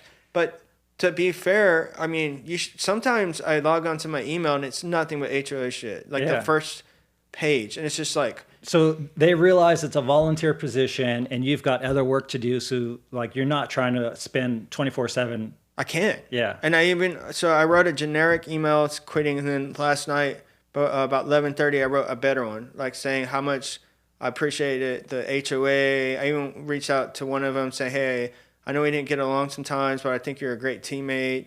You've done a lot. We both have the same interest in changing things. And I put all the things I've done for the HOA. And I just told them the reason it's hard for me to leave is because I don't want to give the keys to somebody else. And then all the progress we made could just destroy it like that. But what am I going to do? And I even put in the email, but I can't keep doing this till I'm 95 years old. Yeah. And be scared of somebody ruining the property. I have to let go. And well, when Michael said that, and then Greg, also, or the guy, our treasurer, put his 30-week notice in for September 30th. Or not 30, but... Wait, so after I was talking about it, the next week he put his notice in. Because I was just talking about it. I said, look, I need to get out of the board. I told them on a long conversation, I'm not going to abandon you all, but I am going to try to find somebody to take my shoes very soon because I'm not physically or mentally able to do this anymore. But I'm not, if we can't find anybody, I'm not just going to jump ship. I'm going to see things through. And then a week later, he put his 30, or I'm quitting the 30th. So I was like, F that. That's effed because now I'm not going to, we can't, by state law, you can't have just 2 board members. You have to have 3. Yeah. And so when Michael did that, I was like, you know what? ChatGPT. I typed it and I said, hey, and then, all right, I told ChatGPT what I want to say, and we redid it like 5 times. Bam, turned it in. And then I wrote a more personal one. So wait, he did that the same day that you did yours? No, right after that. The other person did it the week before. But 2 weeks prior to that, I was trying to be honest with him, saying, hey, guys. Why did you say fuck that? Huh? What, you said fuck that? I'm going to make mine real quick. Oh, but when Michael talked to me like that, like okay. I'm the one who hired him. I'm the president. So even though the board agreed, I do the personal hiring. Yeah. And now he wants to be the manager. He keeps asking me. I'm like, and then he cussed me out. Yeah. I mean, he's never done that before, but still, it's not okay. That's pretty rude. And it was just about the pool. I was trying to help a resident. And imagine if I was on the speakerphone with the resident and he said that. So anyway, he's called me a few times wanting to talk, but it's not just him. I'm just completely over it. I just can't do it anymore. And it feels weird. I feel like it's a breakup because I've been so attached to it. Yeah. And like I feel kind of empty right now knowing I'm leaving. That's but a weird feeling. And the same token, it's not good for me anymore. It doesn't serve purpose. I get nothing out of it. No money, I don't even have my own parking lot space. So what does it feel like to be like you're not out of it yet? You have like a month or something like that? Yeah, and I wrote all the goals in my email that I wanted to achieve before I left. Okay. But what does it feel to put that in and put that letter in, and it's like... It felt good at first, but then today I was like, man, this is weird. Because even though it did no service to me, it was just something I'm used to doing. And it's a community. It's like you were the head of this little community here. And I did a lot of things to help out, like even going out Sunday night, looking at the trash and taking it out because we get fined $180 for incorrect recycling and stuff. I did all kinds of stuff. I helped the detectives take down, criminals. So you were able to get a lot of stuff done and make a lot of improvements to the property. For free, yeah. Like I said, me and the new board, we raised and saved a lot of money. Did you get a lot of thanks in that process? No. You got every once in a while, thanks, but I mean, also, but you loved it, right? It's a very comfortable position to be in. And I'm good at saving money. Like for example, these people in the HOA wanted to hire somebody for $6,000 to cut these trees, and one of the tree limbs was $250. And I just asked our roofer, "Hey, while you're up there, can you just cut it off?" He goes, "Yeah." He just whipped. Save $250 there. But I'm noticing a theme. It's you put yourself in this position a long time ago to do a thankless task, and it's very comfortable for you. You enjoyed it, and I enjoyed it at first. I mean, to a point. I mean, maybe a better word is like you were comfortable doing it. At first, I now even now you were just mentioning that. I just feel like without that. me, the whole townhome collapses. And it happened with Phase 3, which is a unit next to us. When their board went rogue, all that place went to shit. Like the roofs, everything's bad. What would you say to a person who was in your position, who went through years and years of this? Get the hell out. Yeah. But it was the same thing I did at Marriott. It took something traumatic to get me out of it, and I don't want something traumatic happening to get me out of my HOA board. Yeah. But I contacted my mentor, the former HOA president, who actually stayed too long too, and he's actually in the film industry coincidentally.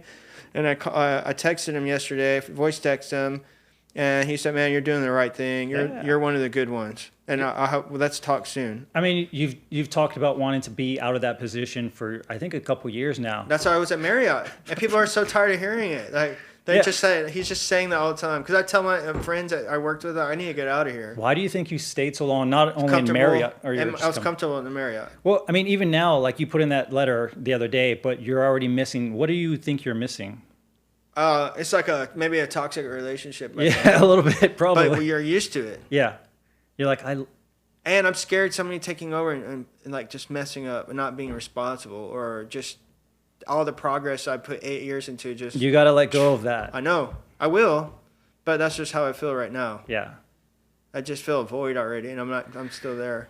That's the biggest release of stress. And when you can stop caring about something like that, like with my business, I got to that breaking point where I felt unappreciated for all the work that I was doing. And I realized I didn't need to do it anymore.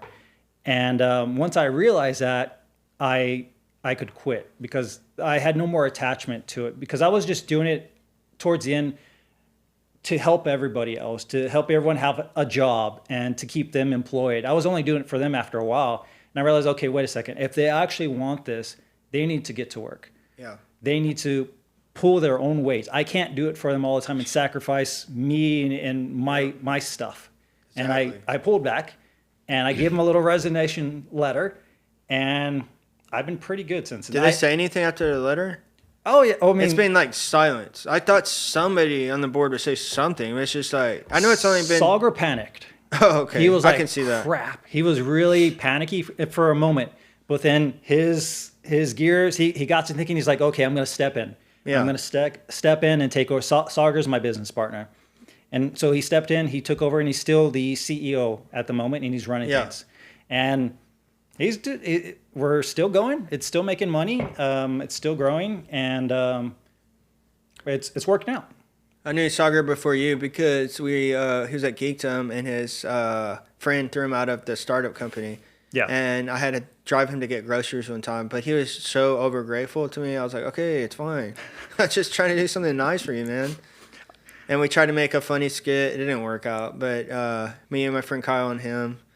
But it's kind of crazy that he was eventually working with you. And he's a lot different person than when I first met him. Really? I actually liked him better when I first met him than the last time I met him. Or last time I talked to him. What was the difference? I don't know. He just seemed a lot funnier or free. And I think it might be... I think he's stressed. Yeah. He's very stressed I still like him. Don't get me wrong. I'm just saying he was different. I don't know. He's had a lot of stress over the years. Like, I don't want to talk about his stuff, but like he's had a lot of stuff going on. So he's, I think he's better now. I think he's in a more stable place. But yeah, stress can really mess you up. Like, like I my job made me extremely stressful the last couple. I think that was my breaking point. Was all the stress my job was giving me, and I was like, okay. Oh yeah, it's stressful as a HOA president too. Mainly the board stressed me out more than the people. But the thing, I actually miss it. Like when I quit my business, I miss that small little community aspect where I'm leading a small team and we're growing and we're building something together. Same with HOA. And it's like, I like doing that. Yeah. But I need to put that energy into something else, I've kind of realized. And that's one of the reasons I started this podcast. That's one of the reasons I'm trying different things. I'm like, I started doing jiu-jitsu and I'm getting all beat up from it now, but it's still a lot of fun. It's a little community that I can enjoy and hang out with. And I want to build something though. And I feel like you're probably in that same position. You probably want to come together or maybe have a small community and maybe build something. Yeah. I bet you would be the happiest doing that. A little, but especially the connection with other people while you're doing it. Right. I think for a little bit you wanted to start a creative agency or some sort of agency. Yeah, I did. Are you still looking? I'm thinking about it. Okay. You need a community. It'll take a lot of work, but yeah. I mean, overall, like, I think you're in a good place now, though. I want to do these creative videos first and see where that lands me. Yeah. My goal is to get ad agencies looking at me and using me. But doing funny, creative ads, not normal ads. What is your ultimate goal? For right now, the thing was, like, I know a lot of people, the ambition is making shorts and feature films. An hour and 20 minutes. Okay. Do we need to wrap it up? No, we're good. You want to go for like 20 more minutes or something like that? Yeah, whatever. Okay. So I think what I look at people all the time doing short movies, feature films, and they love it. I love it. I love being on set. It's one of my favorite places to be. But it's hard to make money off of that. Almost impossible. Just like writing books. So what makes writing the most books money? is like I mean most of you don't make money. Well, you can. Like I wrote books. You know the books I wrote. Well, like there are the Stephen Kings and that make it right. I'm writing a book right now. Did I tell you? Mm-mm. I'm writing a book about basically awakening and awareness and recognizing who you are and who you're not. Like there's a difference between like identifying with the ego versus like who you really are, and just going through that process of awakening. It sounds pretty good. It's fun. Yeah. But I'm doing it mostly just to mostly for me. Help yourself. Yeah. Anyway, sorry. What was I saying? I forgot. You were talking about books. Yeah, no. So, I mean, but I remember Rodriguez even saying like like he was looking for a new career when he turned 50 or something, and he saw, and it went to filmmaker. It goes, only 99% of people fail at this. He was like, I'm the 1%. But maybe that's because you're told you're going to fail at it. Yes. But I think strategically I can be, like commercials are more likely to make money than a short film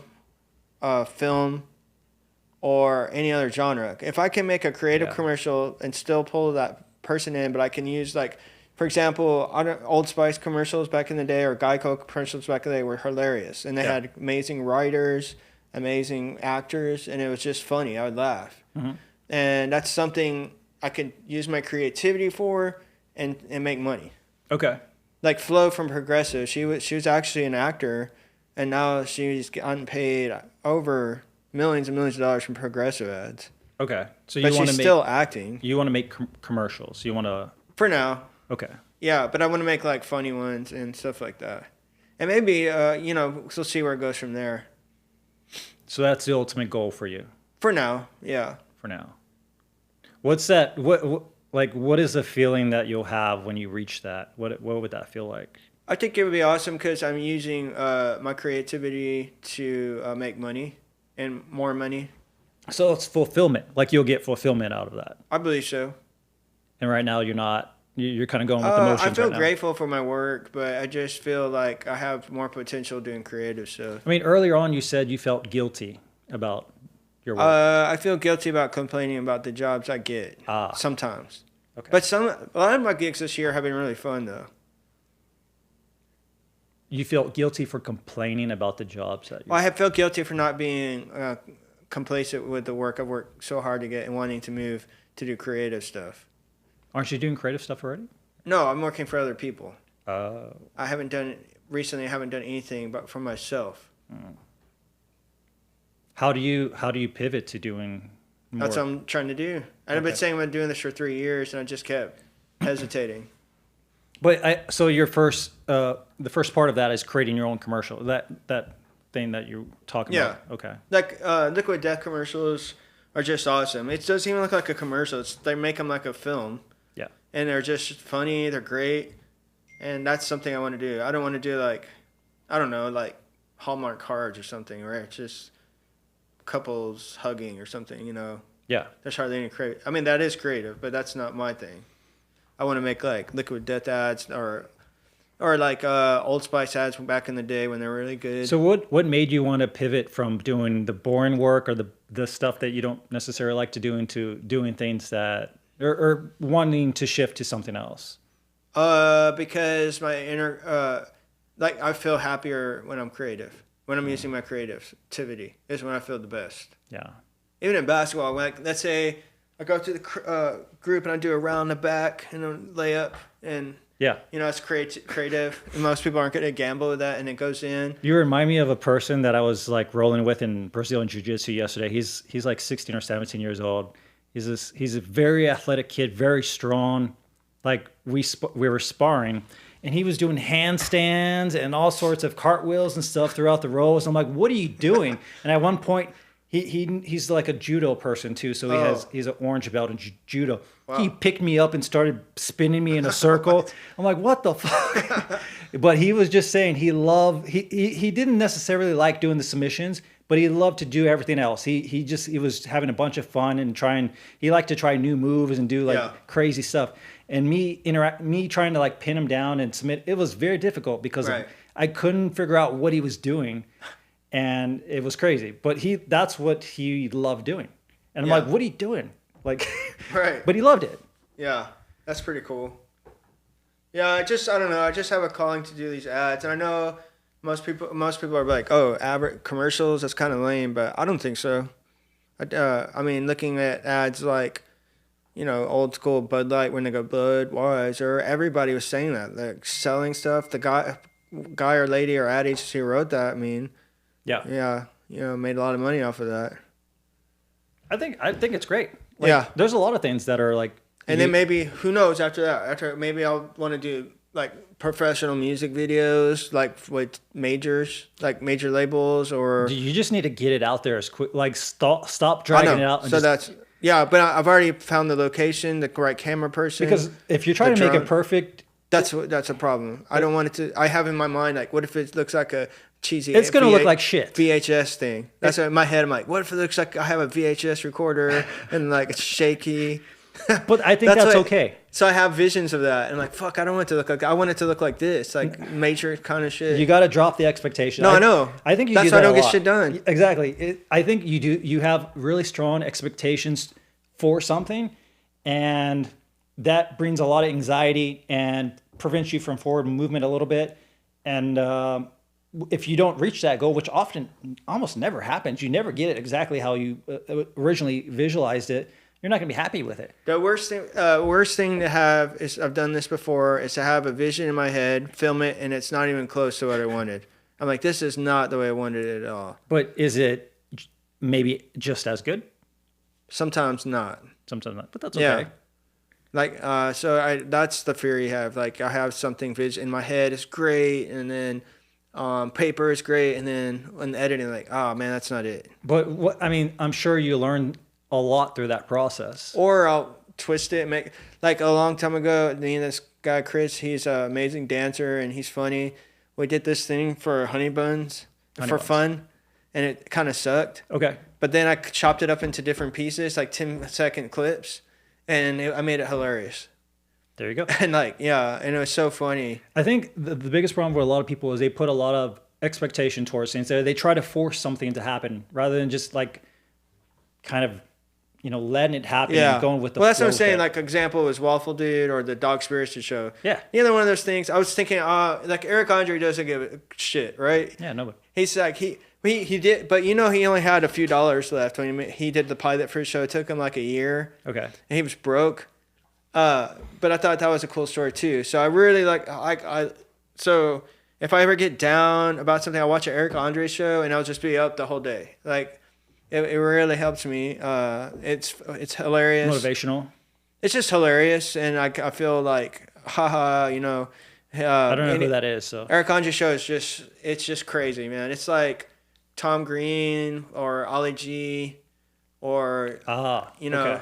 He has his own show, and the guests have no idea, but he pranks them the whole time. Comfort show. I just love it. It's hilarious, and so after watching it, I was doing stuff like he did, like the whole waffle dude thing, like throwing frozen waffles at people, and people are eating it. And people love that I was throwing in a car, like they caught it, and everybody's like, the whole 20 people are like, yeah. Why don't you do more stuff like that? It was all improv. Yeah. So when I write stuff, it's not as funny as when I improv. So I was thinking about actually joining an improv class too, just to open my creativity, because they have some on Wednesdays. So it sounds like you want to create comedy-based skits. Exactly. But turn them into ads so I can get paid. Yeah. I mean, it'd be very subtle ad like placement. Just like, I don't know, you'll introduce that product in one way or another throughout that skit. Right. That'd be awesome. I mean, you did it once already. And now it's the time to do it because there's so many avenues to do it. They got TikTok, Instagram, all that. And everybody needs an ad. Like anyone who has any business. Change their algorithm big time. Like businesses need ads. They need those videos. Yeah. So there's like high demand there's for something that I can't do, and it's probably doing absurd humor. Didn't you make an ad for Lewis? Like that video? Well, I did a picture of myself holding the product just as to show the actor. And I was like, look, take a picture of me because I want to show you. And then he used actually my picture for years, got zero money, and he paid the actor. And you made hundreds of thousands of dollars. And people would come up to me, Danny, is this you? I'm like, yeah. But I didn't have a contract with him. I still think he could have given me some free tools. He did give me free tools. He does that. Lewis is an interesting person. Damn it, Lewis. You owe me $100,000. But it's, people just see me on Instagram real randomly. They call me or message me. Hey, Danny, is this you? I'm like, yeah. What were we talking about before? I was talking about funny ads. Like when I started watching Terry Crews on Old Spice, I was just like, this is just amazing because it's a commercial, but it's art. Yeah, really. Because Terry Crews was just so absurd. Yeah, it's a good commercial, but to you, look at my abdomen, and then he had another bicep come off, and I got addicted to it. So you like the skit of it, the comedy of it, right? But I bought Old Spice after that because of that skit. Of course. Yeah. Okay. I don't do that with any other products. And you did it once with that. When I saw Liquid Death commercials, I bought Liquid Death. Is Liquid Death, is that a funny skit? They have a lot of different skits that are all over creative. Like they even have a short horror film. That's so hilarious because it revolves around Liquid Death. Okay. But it's it's all the production's top quality. Like they even had one with Ozzy Osbourne recently, rest in peace, but that came out last year, and I laughed my ass off on that one. But the one you're creating, is there comedy based? It's gonna be kind of funny, kind of horror funny. Do you want to do it that way? Yeah. Okay. And I actually had a longer script last year, and I'm glad I didn't do it because there's so many unnecessary scenes in it. Some of the scenes were awesome, but I'm like, that's way too much production value. I'm gonna cut it shorter. So when are you gonna? Okay, so you're gonna film it. You said next month or something like that. I want to do it in the next few weeks because if I keep waiting, it's not gonna happen. I'm gonna start getting busier again, and And Kiki, the actor, he's ready to go. I got Ray ready to go. I just need to get John and talk to him about the dimensions of your garage and figure out how much he's going to charge for that. If he charges too much, I'll just try to build it myself or something. Okay. And they can probably see it on your channel, your Deco 37 YouTube channel at some point. If it comes out really good, yeah. If it comes out really good. When it comes out good, I'm going to put it on everything. No, you got to put it out regardless. Okay. Even if it's bad. Yeah. It's going to be bad. And then I have 2 other ones that are going to be great. I feel like anytime you do, is this the first time it's not your first time like making something like this, of course. No. Okay. But when you first try something, it's always going to be bad. But even, like in the past, I made really bad stuff, just gotta but I roll have with really it. good ones. You just got to roll with it. Like, regardless, because like you said, like you're never going to put like people look for that perfection, and perfection's it's never going to happen. Like, right. Unless you're James Cameron. No. But James Cameron failed a lot too. You know, Terminator 2, I think that is a perfect movie. But he failed several times before that. I watched the documentary of Terminator 1. The first 5 minutes were all the failures Cameron did. Really? Yeah. In movies, people are rejected. Oh, shit. Well, Terminator 1, I don't know, it was good, but not as good as... Terminator 2 is awesome. That was perfection, I think. And you know, one of my favorite movies of all time. Okay. Some guy said he didn't like it. He hated Terminator 2. I go, why? How could you hate that movie? Because when he was going down with his thumbs up, it's cheesy. So you hated the whole movie because he did that? What's another movie that is like perfect? I think Forrest Gump. That's pretty good. And also Castaway. He won the Oscar for both of those. I've never seen Castaway. Really good. I just saw it again. Also, I think Office Space is perfect. Especially if you've worked in an office. I like The Matrix. I feel like... Matrix is my favorite film. Matrix 1. Yes. I don't know if it was perfect, but I feel like it was pretty close. I think it's perfect. And I was in a depressed mood. My friend Shawnee, she was a really good friend of mine, and she said, you got to see this movie. I was like, I don't want to. I want to lay in bed. Go away. It's fine. The theaters are pretty much like right next to me. So I went, and she just laughed because right when they did that 360 kick Trinity, I was just like this. She just laughed at me because she already seen it, and like the whole time. And after I left that movie, all my depression went away. So for a movie to do that, and I've seen movies that made me depressed, like Requiem of a Dream made me over depressed. So I mean, horror movies make me terrified. When I watched Paranormal Activity, I was okay, but when I went home, especially the one with the dog being dragged, and when I went home, I wouldn't even take. I would jump in the shower like 1 second, get out, and I would like. I slept all the lights on. Are you serious? Yeah, because Paranormal Activity was... I don't think I've ever seen that one. Well, it's all security camera footage. Oh, okay. And so it's realistic. Yeah.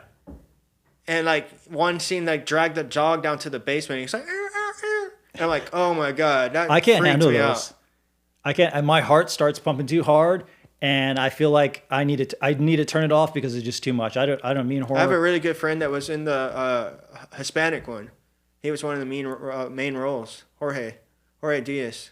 But there's some about those that kind of distract you from, I guess, your own issues or troubles or whatever in the moment. Right. But the key thing about all these great movies is that there was somebody who made these, and they made a lot of mistakes before they made that perfection. Sure. Even Stephen King even said that. You have to embrace the failure. Well, Kobe Bryant said that. Jordan said that. I'm just saying. Kobe Bryant said he relishes failure because it's the only way he can succeed. Exactly. Yeah. And so your film that you're making is going to suck. Maybe. I don't think it is. I think it's going to be awesome. Okay. I think it's going to be awesome too, but it's going to be awesome even if it's like objectively shitty. Yeah. I think. Right. Because I thought Waffle Dude, I purposely made it to make shitty, but it was good, which was weird. Because I just wanted to do something crazy, and when everybody had serious films. I think people really like that. They like the raw aspect of what you were doing, and it was different. And the way that people reacted, I didn't expect it. Like, even these gang members came up to us and said, hey, man, what you doing? They're looking at our camera. I was like, I'm eating waffles, and I gave them to all of them. And it's like they went back to their kids' time of life, and they're eating them. Like, yeah, thanks, man. It was just so weird how they transformed to hardcore. That's awesome. Yeah. And then, like, each block was different. Like, there was all these frat kids. Like, what's your YouTube page? I think that's what makes something really great is when you go through it and you don't care as much. Oh yeah, I didn't care when I was doing Waffle Dude. I was like, you just have fun with it. I just want to disrupt something. You don't care. You go through it and you try to have fun throughout that process. And the end product would in most cases be a lot better than if you just stress about it too much and try to make it perfect. That's what I'm saying. When I write something, it's not as good as I just improv it. Yeah. Most of the time. Yeah. There you go. So that's that's the secret for a lot of things, I think, because like you've talked to me about basketball and like how some days you're awesome and some days you overthink it. Yeah. And you're not so awesome. Yep. Or like, just Monday, I had a wide open layup. What did I do? I passed it to the guy next to me who was on the other team. And I just went on the ground like this because my whole team was like, what are you doing? But my other teammate had 4 really bad turnovers too. And I was thinking about, wait a minute.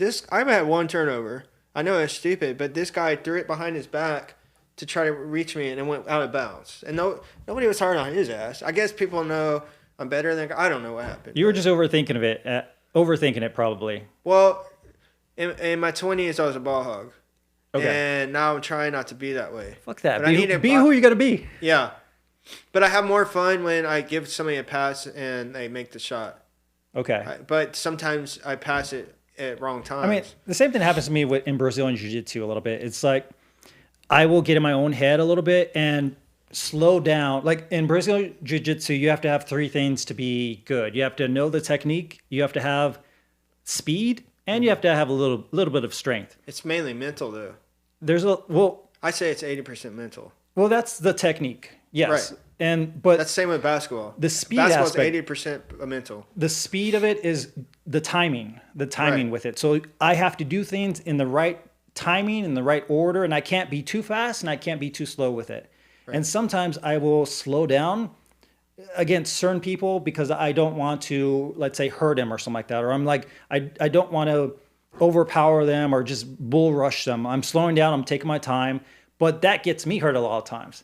So I've learned to like speed up a little bit, go a little bit faster, but not too much. There's a balance where it's like be aggressive, but not too aggressive. I have to be in the middle. And that's really hard to get like to get into. It's taking time, but I'm getting there. Right. I feel like that it's kind of related to basketball a little bit. Mm-hmm. Yeah, it is, because that's all mental for the most part. That's why you see the best basketball player right now is the Joker, big European white guy. Okay. But his fundamentals are so sound. He just so great. I don't know who that is. Almost 0% athleticism. He's won MVP 3 times, won NBA championship. That's the same thing in Brazilian Jiu-Jitsu. They speak about technique first. Like technique is more important than strength. Like strength really shouldn't be a thing. It should be, you should rely more on your technique and you can get by. Like if you utilize strength, the problem with that is you get tired. And if you get tired, that's what I was doing in Brazilian Jiu-Jitsu. Oh. And that's why I was hyperventilating. If you get tired, you get easily beat. Yeah. I was just trying to manhandle people. That works to a point. Yeah. And I just tried to throw them around. It never worked. I think that's everyone in the first month, or at least the first few weeks. It's like, okay, that's all. That's literally. I just got tired. I don't know. That's literally your only advantage is your strength and just like trying to outpower somebody, and you can do it for a while, but then you get tired. And they'll wait for you to. I love waiting. I love waiting for people. I'll put them in a certain position. I'll hold them down, and they're struggling. They're trying to overpower me. I'm just waiting. And then That was me. I would have been the one struggling. And the moment they get tired, I'm like, okay, it's my turn. Yeah. I sweep them and I put them in submit. I can do whatever I want at that point. Yeah. It's a lot of fun. Right. I feel like we talked about a lot of good stuff. Yeah, I think that's pretty good. So how can we wrap this up? Like, I'm thinking self-sabotage. I think you just have a lot more awareness, or at least you. I feel a lot better. I feel my work's a lot better, and Yeah. I feel like I'm better, and I'm doing better work. I know that for sure. Just the other day, I was doing some Steadicam work, and I usually mess up on that, but I did great. Like, it's the best Steadicam work I've ever done. You know what? I think what's going to happen is, like, since you're putting in your resignation with that HOA board, you're going to have a lot more mental bandwidth to be able to handle things in your business and other situations, because you're not having to... Also free time to do stuff. Like, when my girlfriend, luckily she's patient, but I'm hardly ever home. Yeah, and then when I'm home, people are calling me about the HOA, so... Oh, fuck that. I know. Not all the time, but enough times. Like, when it rained really hard, that guy's like, there's water going into my house, it's flooding. So, and then the property manager of that house called me, hey, you're an irresponsible president because you're not going over there. I was like, it's raining. Like, it's literally flooding. She goes, and then I goes, well, I'm going to write you a bad review. And I was like, well, I didn't care about that. But then I was like, if that resident's really flooding. So I walked over there. My feet are in water. I go to it. I have him open the door, and the front door mat was wet, and that was it. And I told him, hey man, I just walked over here in the flood. I'm soaking wet. Please don't do that again. Yeah. And tell your property manager there's no problem. Yeah. But it was his patio. His thing was underwater. So we later fixed it, so it reroute. Dudes, problems like that won't be your problems anymore. Yeah, no. I can't wait for people to call me. I'm not the president anymore, and then hang up. But just imagine, like, the mental bandwidth you'll gain at that point. Yeah. So, like, your job you'll be able to, like, do your job or whatever you're doing much easier. Because let's say I'm editing, and then WhatsApp keeps going off because HOA, I have to stop, look at that, and then and editing for me takes a little while to get into the zone. Yeah. And once I get out of that zone, it's hard to get back into it. That's very common. Right. Same thing, like, I have to do the tomato. It's like creative juices. I have to set my timer on 25 minutes. That's the easiest way to get on the zone. Yeah. And turn off my phone ringer, turn off the internet. Yeah. For 25 minutes, and then I can get to the zone, and then take a 5-minute break. Like I mentioned to you the other day, it's long overdue. Yeah, I know. I said it 3 or 4 years ago. People that worked at managers would tell me that. You know, I think this is the biggest, like, leap forward for you with regards to, like, stopping, I guess, what you would call self-sabotage, because you're standing up for yourself, your own time, your own priorities, and what's most important to you, and you're letting go of something that I'm getting nothing out of except wasted time. That's awesome. I have helped the community. Yeah.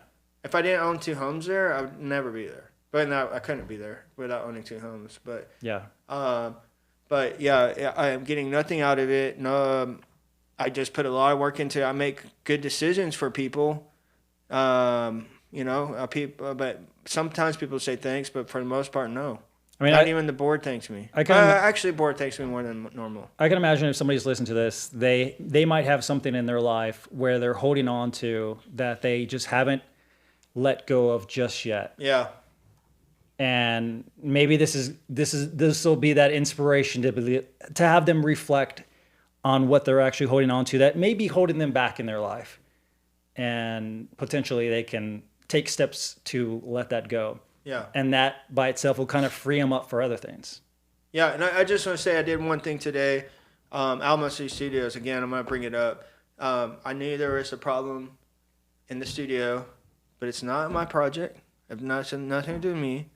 I'm going to work on my own project so I can finish it and then go to the podcast. If I go help them, it's going to take 10, 15 minutes. Nobody's going to say thanks. Yeah. They'll say thanks, but they're not. I'm not getting anything out of that. Yeah.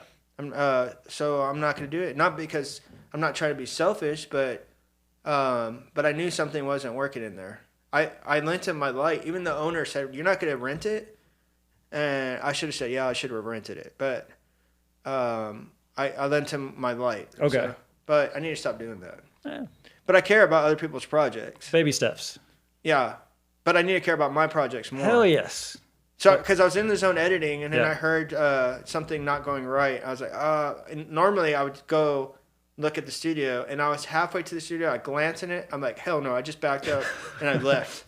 I went and I came over here. Well, it's like... But in the past, I would have been here like 20 minutes later. Yeah. Because I'm helping somebody. But you know what? They got to know themselves. You got to figure it out themselves. I can't just solve everybody's problems. Hell yeah. You know? Well, it's like you're sacrificing your own self. I mean, we have somebody getting paid that was there to do that. And I'm not getting paid to help. Yeah.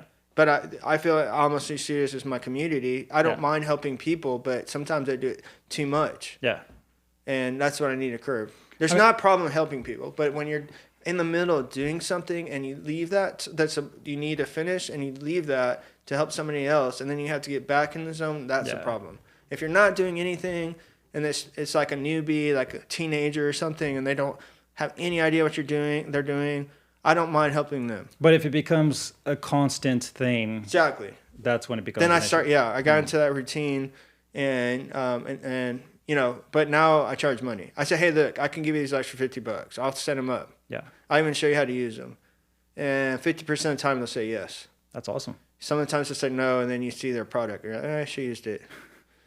So how do people find you if they want to connect with you? Or just Instagram, Deco37, and Deco37. And we want to see. I want to see your video, man. You said in probably in a couple months it'll be released, that creative video. Well, I'm hoping all of them. I'm aiming all of them to be done by the end of this year. And it's gonna be based on like a liquid death. I have a liquid death one. I have another one and another one that I want to do, and we're thinking about doing something I don't want to talk about, but it has to do with something I'm involved with. I don't want to say it. Well, there's some peer pressure here, so I'm like. No, I know. I already told you about it. But it's a great idea. I don't want somebody to run with it. So they can see that on your like YouTube channel, like Deco37? Yeah. Okay. Okay, well, thank you so much, Danny. It's been a lot of fun. Awesome. Okay. All right, thanks. All right.